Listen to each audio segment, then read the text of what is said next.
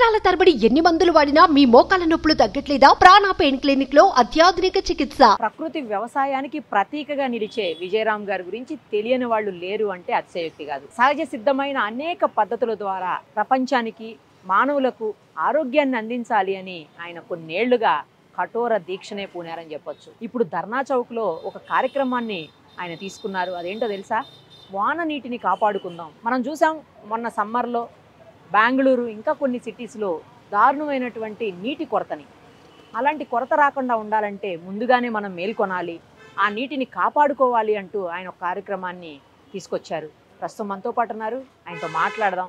ఈ కార్యక్రమం వెనక ఉద్దేశం ఇంకా ఏమన్నా ఉందా, ఇంతేనా ఆయన అడుగుదాం. నమస్కారం. నమస్కారం సార్, చాలా మంచి ప్రోగ్రాం చేస్తున్నారు మీరు. ఉదాహరణగా ఇలా పెట్టి మరి, అంటే మట్టి రాళ్ళు ఇవన్నీ లేయర్స్గా భూమి లోపల ఉండే లేయర్స్ వాటి అన్నిటిని ఇక్కడ పెట్టి మరి డిస్ప్లేలో చూపిస్తూ ఉన్నారు. ఏంటి ఈ కార్యక్రమానికి తీసుకోవడానికి కారణం ఏంటి? ఈ ప్రోగ్రాం ఎలా ఈ తరహాలో చేయటం, ఈ 10 ఏళ్లలో నేను ఇది 4వసారి చేయటం. ఆఖరి ప్రోగ్రాం 2019లో చేశాను ఇక్కడ. అప్పుడు నెల రోజులు చేశాను. ఉదయం 10 గంటల నుంచి సాయంత్రం 6 వరకు పూర్తి సమయాన్ని గ్రామంలో ఎండిపోతున్న బోర్లు వాళ్ళకి, నీటి కొరత ఉన్న వాళ్ళకి నా సమయాన్ని నెల రోజులు కేటాయించాను. ఇది మొన్న 9వ తేదీ నుంచి 14వ తేదీ వరకు ఈ నెలలో చేస్తున్నాను. మా సేవ కార్యాలయానికి ఎక్కువ మంది బోర్లు ఎండిపోతున్నాయండి, డబ్బులు లేవు బోర్ వేయించడానికి, పంట సగంలో ఎండిపోయింది అన్నారు. అది నిజానికి ఎంత నీరు మనం వాడి తక్కువ ఆదాయం సంపాదిస్తున్నాం. వరి చేలికి స్టాండింగ్ వాటర్ ఇంత పెడతారు, ఇంత నీరు ఎప్పుడూ ఉంటుంది కోత వరకు.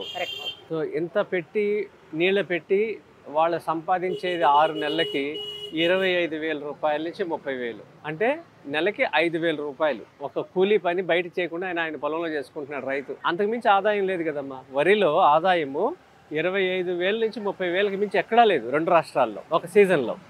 ఈ డబ్బుల కోసం ఆయన పనిచేస్తున్నాడు. అంత నీళ్లు వాడక్కర్లేదు అని చెప్పడానికి మా సిద్ధాంతాలు, పాలేకర్ గారి ప్రకృతి వ్యవసాయము, సుభాష్ పాలేకర్ కృషి విధానాలు ఉన్నాయి.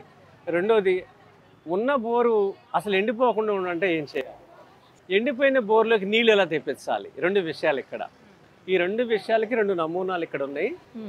ఇక్కడ మీకు చిన్న ఎగ్జాంపుల్, మీరు ఇక్కడికి వచ్చేసరికి తెల్లారుజామున వర్షం పడింది. అవును, ఆ వర్షం నీళ్ళు కూడా లోపల ఎలంకిని మీకు చూపిస్తాయి ఇక్కడే. ఇది ముందు నేను చేసింది, ఇది మన కాలనీలో గేటెడ్ కమ్యూనిటీ హాల్స్లో చాలామంది 300 ఇళ్ళు ఉన్న చోట నెలకి ట్యాంకర్లకి 75,000 నుంచి 3 లక్షల రూపాయలు ఖర్చు పెట్టుకుంటున్నారు. నిన్న నాకు ఇక్కడికి వచ్చిన వాళ్ళు నార్సింగ్ నుంచి, తర్వాత ల్యాంకో హిల్స్ నుంచి, నిజాంపేట, కుకట్పల్లి, అమీర్పేట, ఈ ఏరియా కంప్లీట్ డ్రై అయిపోయిందని చెప్తున్నారు. భూగర్భ శాస్త్రవేత్తలు కూడా చెప్తున్నారు. ఇది ఉన్న వాస్తవం. ఎంతసేపు డబ్బులుంటే ఇంకా లోతుకి వెళ్దాం, నీళ్ళు తెచ్చుకుందాం అనుకుంటున్నారు. కానీ భగవంతుడు వానాకాలంలో వానదేవుడు మనకి ఫ్రీగా నీళ్ళు ఇస్తున్నాడు, దానికి ఏం ఛార్జ్ చేయట్లేదు.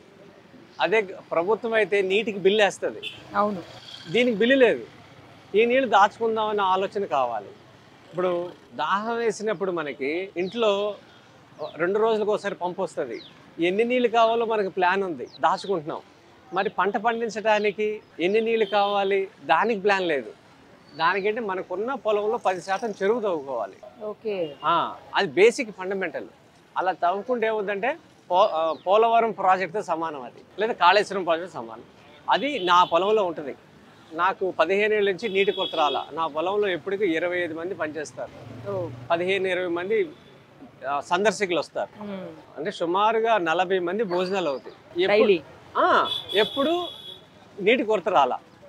ఆవులకి, స్నానాలకి, బట్టలకి అన్నీ కూడా నాకు చెరువే కాపాడుతుంది. నా పొలంలో చెరువు. అది ఎంత చేసుకున్నా నేను పాలేకర్ గారు చెప్పిన దానికన్నా ఒక 5%, 15% చెరువు ఉంటుంది నా పొలంలో. ఇది చెరువు తవ్వుకుంటే వర్షాకాలంలో వానదేవుడే నింపుతాడు దాన్ని. ఒకసారి వర్షాకాలం నీళ్లు దాచుకుంటే 2 సంవత్సరాలు బోర్ ఎండిపోదు. కాలం రాకపోయినా మళ్ళీ ప్రభుత్వాల మీద మనం ఆధారపడుతున్నాం నీళ్ళు కోసం. ప్రకృతి మీద ఆధారపడమంటా నేను. ఆధారపడమంటే ప్రతి చోట ఇప్పుడు మనకి 10 ఎకరాల భూమి ఇక్కడ ఉందనుకోండి, ఆకాశంలో 10 ఎకరాలు ఉంది మనకి భూమి, అంతే కదా. ఆ నీళ్ళకి ఇక్కడ పడేది. ఆ 10 ఎకరాల భూమిలో నీళ్ళని దాచుకోవట్లా, మనం వదిలేస్తున్నాం. మేము బోర్ వేసామండి, ఎండిపోయిందండి, సమ్మర్లో రావట్లేదు, వర్షాకాలం వస్తుందంటారు. మా పక్కన వాగు వెళ్తుందండి అంటారు. ఆ వాగులో నీళ్ళు వెళ్తున్నాయి, సంపద అది. దాన్ని కట్టడి చేసి దాచుకోవాలి. ఒక రోజుకి బిందులో నీళ్ళు ఎలా దాచుకుంటున్నామో ఒక రోజు బతకటానికి సంవత్సరం మొత్తం పంట పండించడం బతకడానికి నీళ్ళు దాచుకోవట్లా. సింపుల్ ఇది. ఇది సైన్స్ ఏం లేదు, సెన్సే. అది కోల్పోయాం మనం. దానికి ఇప్పుడు ఇలా కూర్చోవడం వల్ల ఒక 2000 మందికి మనం ట్రైనింగ్ ఇవ్వగలిగాం. నా సమయాన్ని దీనికి కేటాయిస్తాం. ఇది ఈ సంవత్సరం చేసింది కాదు, ఇది 4వసారి చేయటం. ఇది యాక్చువల్గా ఒక నెల రోజులు చేయాలనుకున్నాము, కానీ పిఠాపురంలో మట్టి విగ్రహాల క్యాంపెయిన్ నడుస్తుంది ఒక పక్కన. ఎంటైర్ స్టేట్ మొత్తం ప్లాస్టర్ ఆఫ్ ప్యారిస్ బ్యాన్ చేయాలని ఆలోచనలో ఉన్నారు నెక్స్ట్ ఇయర్కి. సో దానివల్ల కుమ్మర్లకి ట్రైనింగ్ ఇచ్చే ఇన్స్టిట్యూట్ పిఠాపురంలో ప్లాన్ చేయబోతున్నాం. అక్కడ ఎవరైనా సరే మట్టితో విగ్రహం ఎలా తయారు చేయాలి నేర్పిస్తాం. ఇప్పుడు ప్లాస్టర్ ఆఫ్ ప్యారిస్ విగ్రహాలు అవుతున్నాయి కదా, దీనివల్ల 1500 నుంచి 2000 కోట్ల రూపాయల బిజినెస్ ఆంధ్రప్రదేశ్లో జరుగుతుంది ప్రతి సంవత్సరం. ఇవన్నీ కూడా ప్లాస్టర్ ఆఫ్ ప్యారిస్ విగ్రహాలతో. ఆ ప్లేస్లో కుమ్మర్లకి మనం పని ఇచ్చామనుకోండి, ఎంత డబ్బులు చేతి వృత్తులు బతుకుది. వాళ్ళకి ట్రైనింగ్ ఇచ్చే నాదులు లేడు. అది మనం గడ్డితో తయారు చేస్తారు. గడ్డి, మట్టి, వెదురు ఇవన్నీ ప్రతి గ్రామంలో దొరికే వస్తువులే. వీటికి మనం బయటికి వెళ్ళి కొనుక్కొచ్చేది ఏం లేదు. గ్రామంలో దొరికే వస్తువులతోనే గ్రామంలోనే విద్య నేర్పించామనుకోండి, డబ్బులు గ్రామంలో ఉంటాయి. లేదా ఇప్పుడు ఈ ప్లాస్టర్ ఆఫ్ ప్యారిస్ అంతా కూడా విదేశీ సంస్కృతి, పెట్టుబడిదారులకు డబ్బులు వెళ్తున్నాయి. పోనీ దాంతో విగ్రహం చేపిస్తే చెరువుకు మంచిదా అంటే చెరువుకు మంచిది కాదు, చెరువు మీద ఆధారపడే జీవరాశులకి మంచిది కాదు. సరే, ఆంధ్రప్రదేశ్ లోనే అంత బిజినెస్ అవుతుందంటే ప్లాస్టర్ ఆఫ్ ప్యారిస్ ఇక్కడ పరిస్థితి 3000 కోట్లు, ఇక్కడ ఎక్కువ కదా. 3000 కోట్లు అండి. అక్కడ 1500 కోట్లు, ఇక్కడ 3000 కోట్లు. నేను చెప్పేది చాలా తక్కువ సంఖ్య అమ్మా. అదే సార్. ఒక్కొక్క విగ్రహం ఎంత ఉంది అనుకుంటున్నారు ప్లాస్టర్ ఆఫ్ ప్యారిస్? 50,000 నుంచి 1,00,000-2 లక్షలు ఉన్నాయి. 1,00,000 పైన కూడా. మరి దానికి వాడే మెటల్స్ ఏవైతే ఉన్నాయో, cadmium, cobalt, arsenic, red oxide ఇవన్నీ వేసుకోవటం వల్ల పక్షులు ఆ నీళ్లు తాగితే చచ్చిపోతాయి, జంతువులు చచ్చిపోతాయి. జంతువులు చెరువులో నీళ్లు తాగితే ఊరుల్లో, మనం ఆ పాలు తాగితే మనకి క్యాన్సర్ వస్తుంది. ఎవరికి ఏ జబ్బు అలవాట్లు లేవండి వాడికి క్యాన్సర్ వచ్చిందండి అంటారు చూసారా? ఇదే కారణం. హెవీ మెటల్స్ మనం రోజు తీసుకునేది. ఇది 40 ఏళ్ళ నుంచి జరుగుతుంది, ఇప్పుడు విధ్వంసం కాదు. 40 ఏళ్ళ నుంచి ప్లాస్టర్ ఆఫ్ ప్యారిస్తోనే పండుగలు చేసుకుంటున్నాం మనం. ఇది స్వతంత్ర ఉద్యమంలో ఆ సమయంలో బాలగంగాధర్ తిలక్ సామూహిక పండుగలు ఎందుకు చేశారంటే ఐక్యమత్యం కోసం ఇలాంటివన్నీ చేసి వేదికలు చేయటానికి అది చేశారు. ఆ రోజు చేసింది ఆయన మట్టి విగ్రహమే, ప్లాస్టర్ ఆఫ్ ప్యారిస్ కాదు. తర్వాత మనం ఆర్భాటము ఇవన్నీ కలర్ఫుల్గా ఉండాలని ఇవి తీసుకొచ్చారు. దాంట్లో పవిత్రత ఉండదు, ఆర్భాటం ఉంటుంది. ప్లాస్టర్ ఆఫ్ ప్యారిస్ విగ్రహాల్లో పవిత్రత ఉండదు, అంగు ఆర్భాటం ఉంటుంది. కానీ మట్టి విగ్రహాల్లో పవిత్రత ఉంటుంది. మట్టి కదా. మీరు అందుకే మీకు పిఠాపురంలో చేసింది చూడండి, మీరు ఎంత పవిత్రంగా ఉంటుంది అనేది. స్థానిక కుమ్మరులతోనే చేయించాం. బెంగాల్ కుమ్మరులు తీసుకొచ్చి స్థానిక కుమ్మరులతోనే డెకరేషన్ అంతా చేయించాం. అలా చేయటానికి ఒక వేదిక తయారైపోతుంది మన ఆంధ్రప్రదేశ్. దీనివల్ల చెరువులు బాగుపడతాయి. చెరువులు ఎప్పుడైతే బాగుపడినాయో మన పంట పొలాల్లో పంటలు బాగుంటాయి. ఉన్న చెరువులోకి నీళ్లు స్వచ్ఛంగా ఉన్నాయి అనుకోండి, జీవరాశులు బాగుంటాయి. అంటే భూగర్భ జలాలు, జల వనరులు బాగుండాలమ్మా. దానికోసం నా సమయాన్ని ఈ వర్షాకాలం అంటే 4 నెలలు, ఆల్రెడీ 2 నెలలు అయిపోయింది. ఇంకో 2 నెలల్లో ఏవైనా నీళ్ళు వస్తే దాచుకోవాలి. దానికోసం ఇది బోరు ఎండిపోకుండా ఉండాలంటే ఇలా చేసాము. మీరు మీ ఛానల్ ద్వారా ఒక పని చేయాలి. ఇది ఒక ఉద్యమం లాగా శ్రమదానం చేయటానికి ఎవరి ముందుకు వస్తే వాళ్ళ కాలనీలో మీ ఆర్గనైజేషన్ మేము వచ్చి పనిచేస్తాము.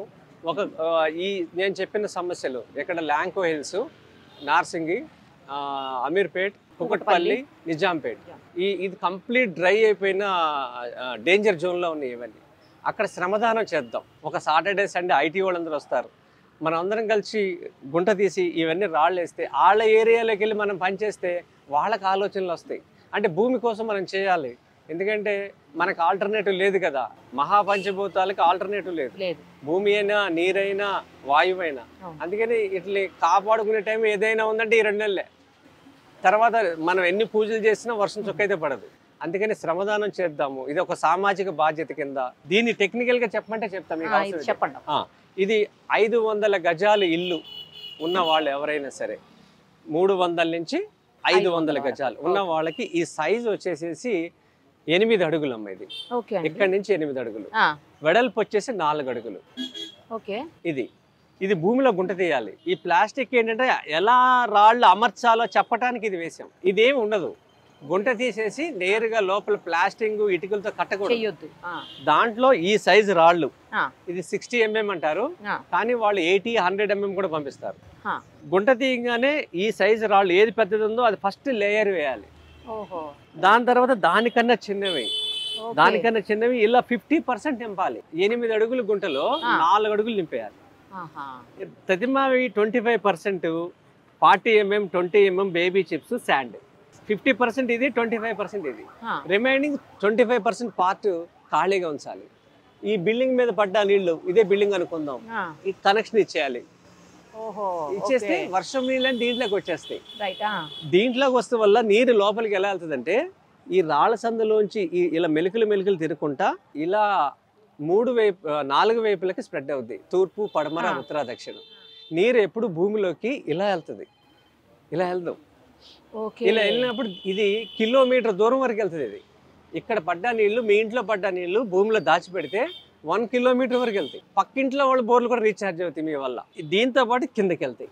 ఈ 4 డైరెక్షన్లు వెళ్ళి కింద నుంచి కూడా వెళ్తాయి. ఈ విధంగా 1 కిలోమీటర్ సరౌండింగ్ లో బోర్లను రీఛార్జ్ అవుతాయి. ఇది కాస్ట్ తయారు చేసుకుంటాకి 30,000 రూపీస్ అవుతుంది అప్రాక్స్. అంతే. 30,000 అంటే 4 లేకపోతే 3 లేకపోతే 2 వీకెండ్ ప్రోగ్రామ్స్ కి డబ్బులు ఎంత ఖర్చు పెడుతున్నారు? ఆ డబ్బులు దీంట్లో ఖర్చు పెడతారు. ట్యాంకర్లకు పెట్టేవండి, ట్యాంకర్లు ఖర్చు పెట్టారు. వాటర్ ట్యాంకర్స్ కోసం పెడుతున్నారు కదా. లేదా ఒక పండగ బట్టలు కొనకుండా ఉంటే సింథటిక్ బట్టలు, ఇవి ఖాదీ బట్టలు కొనుక్కోవాలి అందరూ. ఖాదీ వాళ్ళకి మనం గౌరవించాలి, ఎవరిని? నేత కార్మికుల్ని. అలాంటి పనులు చేస్తే మనకి భూమి నీటి దాహాన్ని తీర్చిన వాళ్ళు అవుతాం. ఇది ఇంకోటి ఏంటంటే మీ ఇంటి పక్కన వాళ్ళు ఇటు పక్కన వాళ్ళు కలిసి చేసుకున్నారనుకోండి, కాస్ట్ ఆఫ్ ప్రొడక్షన్ ఇంకా దీంట్లో 20% తగ్గుద్ది. ఇంకా దీని పర్సెంటేజ్ 2 కిలోమీటర్స్కి వెళ్తుంది. పెద్దది చేస్తే మెట్రో ట్రైన్ ఉంది కదా, ఆ పైన పడ్డ నీళ్ళు ఇంత పైప్ ఉంటుంది, అంత నీళ్లు కిందకి వస్తూ ఉంటాయి. అది మెట్రో ఎంత దూరం ఉందో అన్ని నీళ్లు పోతాయి బయటకి. ఆ నీళ్ళని మీరు మెట్రో బోర్డు వాళ్ళతో మాట్లాడి, ప్రభుత్వంతో మాట్లాడి, ఒక 1/2 కిలోమీటర్ పైప్ లైన్ గ్రౌండ్లో వేసి అక్కడ ఇంజెక్షన్ బోర్వెల్స్ అంటారు, మీకు చూపిస్తాను. అంటే మనం నుంచున్నంత ప్లేస్లో అంత నీరుని ఇంకించవచ్చు. అంటే దానికి ఏం చేస్తారంటే నీళ్లు తక్కువ సమయంలో తక్కువ చోట్ల ఎక్కువ నీళ్ళు తాగించవచ్చు భూమికి. అంటే ఇంజెక్షన్ బోర్స్ అంటారు. అంటే ఇదేమో ఇంకుడు గుంట అనేది 8 అడుగుల లోతే హార్వెస్టింగ్. అదే ఇంజెక్షన్ బోర్స్ అనుకోండి 80 అడుగులకి వెళ్ళిపోతాం, 100 అడుగులకి వెళ్తాం, 60 అడుగులకి వెళ్తాం, 40 అడుగులకి వెళ్తాం. ప్రతి 20 అడుగుల్లో వాటర్ డిపాజిట్ అయిపోతూ ఉంటుంది. ఏ బిల్డింగ్కి ఇబ్బంది ఉండదు. అది మీరు కానీ మెట్రో చేస్తే అందరికి నీళ్లు హైదరాబాద్లో అందుతాయి. ఎందుకంటే ఎంత పెద్ద వాటర్ తెలుసా మీకు? అది 8 or 10 ఇంచెస్ పైప్, అది పైనుంచి వస్తాయి. అంటే ఇంజనీరింగ్ చేసేటప్పుడే దీని మీద కూడా వాళ్ళు డిజైన్ చేస్తే బాగుండేది, ముందే డిజైన్ చేస్తే బాగుంటుంది. నేను వాళ్ళని ఒకసారి ప్రయత్నం చేశాను కలవటానికి. పిల్లర్కి ఎఫెక్ట్ అవుద్దండి అన్నారు. పిల్లర్ అనేది మ్యాక్సిమం 30 feet అండి, కానీ మనం 60 feetకి వెళ్ళి నీళ్ళు ఇంకిస్తున్నాం, 100 feetకి వెళ్ళి ఇంకిస్తాం. ఎందుకంటే మన హైదరాబాద్లో 400 feetsకి వెళ్ళిపోయాం. మనం 100 feetకి వెళ్ళినాక ఇంకిచ్చామనుకోండి స్ప్రెడ్ అయిపోద్ది వాటరు. అంటే లోపల మనకి ఉపరితలం మీద ఎలా కాలువలు అయితే ఉన్నాయో భూమిలో కూడా అలాగే కాలువలు ఉంటాయి, వాటికి వెళ్ళిపోతాయి. ఇవి కళ్ళకి ఎక్కడికో చోటుకి వెళ్ళిపోతాయి నీళ్లు. అంటే దీనివల్ల టెంపరేచర్ తగ్గుద్ది. ఇప్పుడు వర్షాలు ప్రభావంతో మనం ప్రతి సంవత్సరం బోర్లకు వెళ్తున్నాం కదా, ఈ భూమిని మనం హోల్స్ పెట్టేసాం విపరీతంగా. అమ్మ పెనం మీద దోశ వేస్తే ఎన్ని రంధ్రాలు ఉంటాయి, అన్ని రంధ్రాలు అయిపోయింది నేల తల్లి. నెక్స్ట్ జనరేషన్కి బ్యాంక్ బ్యాలెన్స్ కాదు, వాటర్ బ్యాలెన్స్ లేకపోతే అట్లా డబ్బులతో దాహం తీర్చలేదు కదా. నీరుంటేనే దాహం. ఎంత అని కొంటారు? అది అయ్యేది కాదు కదా. సో మనది నదులతో ఉన్న దేశం భారతదేశం, కానీ ఇది దరిద్ర దేశంగా చేసుకుంటున్నాం. లాస్ట్ టైం చూసాం కదండి బెంగళూరు అంతా ఎంత ఇబ్బంది పడ్డారు. వినకూడని వార్తలు అవి. భోజనానికి ఎక్కడ హోటల్లో దిగండి మేము పంపిస్తాం, ఇంటికి మాత్రం రావద్దు, స్నానానికి నీళ్ళు లేవు, ఈ మెసేజ్లు పెట్టారు. ఇది మన ఎడారి దేశంలో లేవు. దరిద్రం అంటే లేకపోవడం ఎడారి దేశంలో, దౌర్భాగ్యం ఏంటంటే ఉండి వాడుకోపోవటం. ఈ పరిస్థితిలో ఉన్నాము. అందుకనే ఇది ఒక సామాజిక బాధ్యత కింద అందరూ తీసుకోవాల్సిన, నీళ్లు తాగేవాళ్ళు అందరూ, ప్రతి మనిషి తీసుకోవాలి. అంతే కదండి. ఇది ఉన్న 2 నెలలైనా దీని మీద ఏమైనా క్యాంపెయిన్ చేద్దామంటే సుమన్ టీవీతో కలిసి పనిచేయడానికి సిద్ధంగా ఉన్నాను. సుమన్ టీవీలో మీ పర్సనల్ అండ్ బిజినెస్ ప్రమోషన్స్ కోసం కింది నెంబర్కి కాంటాక్ట్ చేయండి.